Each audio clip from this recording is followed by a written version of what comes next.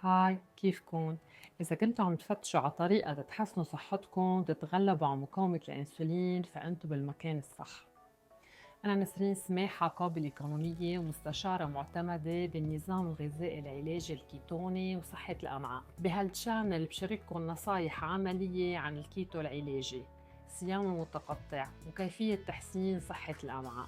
رح تلاقوا وصفات كيتو سهلة، خطط غذائية بسيطة، وحلول لمشاكل مثل مقاومة الأنسولين.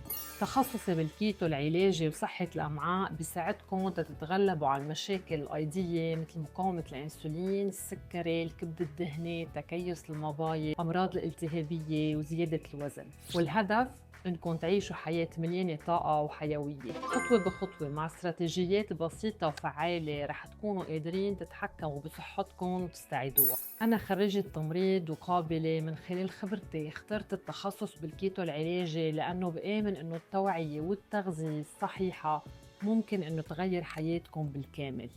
إذا كنتم مهتمين تحققوا أهدافكم الصحية بطريقة بسيطة وعملية، ما تنسوا تشتركوا بالشانل وتفعلوا الجرس ليوصلكم كل شي جديد. تذكروا، رحلتكم الصحية بتبلش بخطوة صغيرة، وأنا هون تكون معكم بكل خطوة. خليني ساعدكم تبنوا علاقة صحية مع أكلكم وجسمكم، وخصصوا طاقتكم لحياة بتحبوها.